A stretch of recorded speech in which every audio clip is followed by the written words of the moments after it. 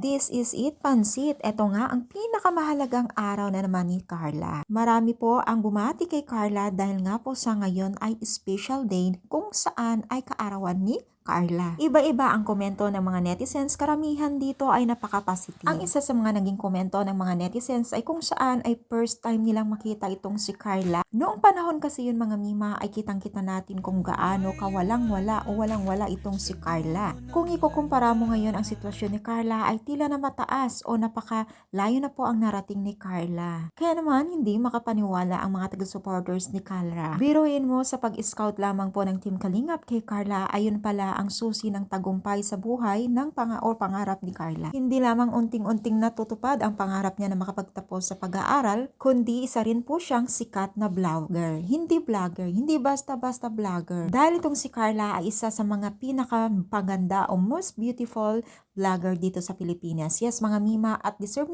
naman talaga ito ni Carla. Kumbaga, yung hirap na pinagdaanan ni Carla ay may kapalit na gantimpala at ganhawa sa buhay. At mula ngayon, guys, nakitang-kita natin ang pag-angat ng pamumuhay nila Carla, hindi lang pinansyal, hindi lang pag-aaral, kundi napakarami po ang sumusuporta sa kanya. Kumikita na rin po siya sa kanyang channel na kung saan ay talagang patuloy ang pagsuporta din po ng mga netizens o mga taga-supporters niya. Ang isa rin po sa mga nakita o napansin ng mga netizens ay nananatiling mapagkumbaba itong si Carla. Kaya naman po deserve na deserve niya kung ano yung kanyang narating ngayon. Isa yan sa mga pinakapansin o pinapakita ni Carla sa mga taga-supporters niya na kung saan ay nananatili po siyang humble.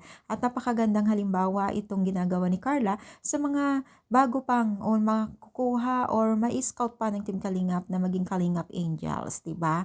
So deserve naman talaga ni Carla ito. Kung ikaw ang taga-supporter si Carla, i-comment down and happy birthday.